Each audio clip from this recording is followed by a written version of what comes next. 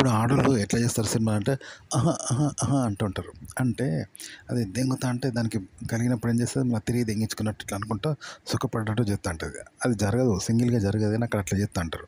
అలాగే రొమ్ములు పిస్తున్నప్పుడు ఎట్లా బిస్కించుకొని ఆనందిస్తారో అలా అలా అంటూ ఉంటారు. మొగడు పిస్తే కదా అన్నట్టు సింగిల్గానే అన్నప్పుడు మొగలు ఊరికే పిసుకపోద్ది అవుతుంది.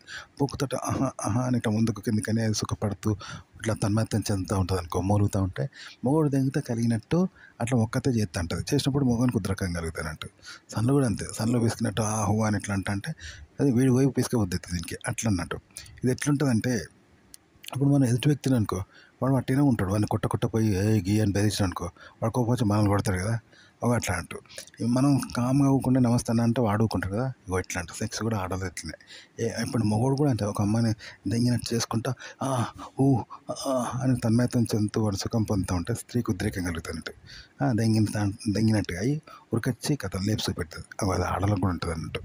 కాబట్టి మీరు కంటెంట్ చెప్పేటప్పుడు కూడా ఇలాగే చెప్పాలన్నమాట. అంటే మీరు హస్తప్రయోగం గురించి వాటి గురించి చెప్పేటప్పుడు ఏకపాత్రాభినయంగా మీరు వాటిని చెప్పాల్సి ఉంటుంది అనమాట. ఆడోళ్ళు 9 గంటలకే పొద్దున్నే లేస్తారు అని దాన్ని పాజిటివ్గా చెప్పొచ్చు. దాన్ని ఇంకా మీకు నచ్చిన తీరులో చెప్పొచ్చు అనమాట. ఏకపాత్రాభినయంగా చెప్తే చూసే వాళ్ళకు అలాంటి ఫీలింగే కలుగుతుంది అనమాట. ఓకే, ఉదాహరణకి ఈ బ్రా ఒకటి రోజు పొద్దున్నే ఇప్పేస్తూ ఉంటాను.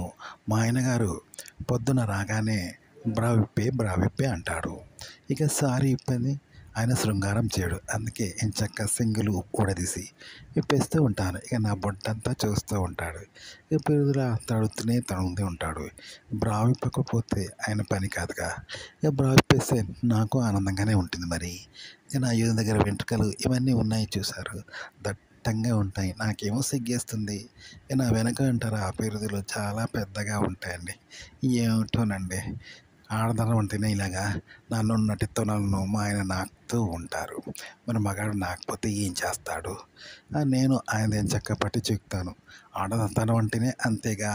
ఇలా చెప్తూ ఉండాలి, ఇలా రకరకాలుగా. ఓకే, ఇప్పుడు వినే వాళ్ళకు ఉద్రేకం కలుగుతారు ఇట్లా చెప్పే విధానం.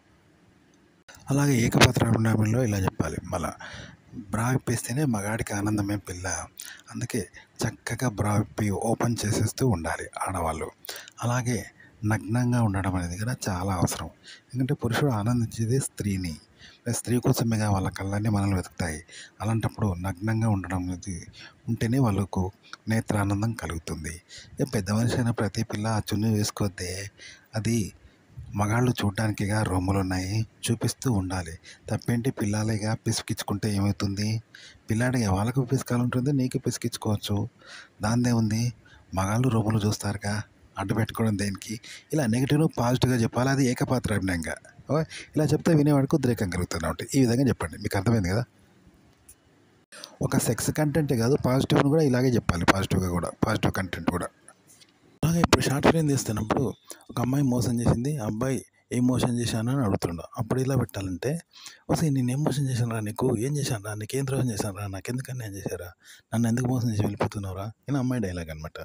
వస్తే ఏం చేశాను చెప్పు, ఏం చేశాను, నేను ఏం చేశాను?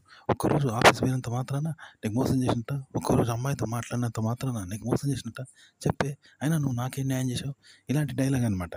దీన్ని సృష్టించడం ఎలాగంటే, ఒరే నాకు ఐస్ క్రీమ్ ఇవ్వరా, ఒరే నాకు ఐస్ క్రీమ్ ఎందుకు కొనియలేదా, నాకు ఐస్ క్రీమ్ ఇవ్వరా, నీకు ఎరికే కదా ఐస్ క్రీమ్ అని, ఐస్ క్రీమ్ ఎందుకు ఇవ్వడం లేదా, ఒరే నాకు ఎందుకు ఐస్ క్రీమ్ కొనియలేదా, నాకు ఐస్ క్రీమ్ ఎందుకు కొనియలేదా అంటూ అమ్మాయి గొడవ పెట్టినట్టు నటించాలంటూ. వస్తే నేను ఐస్ క్రీమ్ ఇవ్వలేదా, ఐస్ క్రీమ్ కొనియనా, ఐస్ క్రీమ్ కొనియద్దంటే పైసలు లేవా, ఐస్ క్రీమ్ నాకు డబ్బులు నువ్వా, నీకు ఎన్నిసార్లు కొనియదే ఐస్ క్రీము, ఒక్కరోజు ఐస్ క్రీమ్ కొనియకుంటే నీకు ఇంత గొడవ వేస్తున్నావా, ఒక్కరోజు ఐస్ క్రీమ్ కొనుక్కుంటే నా మీద అరుస్తున్నావా, ఐస్ క్రీమ్ ఒక్కరోజే కదా నేను కొనియింది, రోజు కొనిచ్చానుగా అని వాడు సమాధానం చెప్పుకుంటున్నాడు. ఇలా సన్నివేశం చెప్పి దానికి ఒరే నీకేం చేశాను అంటూ మాటలు, నన్ను ఎందుకు వదిలిపెట్టారు అంటూ ఆడ మాటలు యాడ్ చేయాలన్నమాట. యాక్షన్ ఇలా చేయాలి, ఐస్ క్రీమ్ గురించి యాక్షన్ లాగా చేయాలన్నమాట. అలాగే మీరు వేరే కంటెంట్లకు కూడా ఇంకో తిరిగా దాన్ని కంటెంట్ తయారు చేసి దానికే ఆ విషయాన్ని యాడ్ చేయాలన్నమాట. ఇక ఇట్లా చేస్తే మీరు కంటెంట్ సృష్టించగలుగుతారు.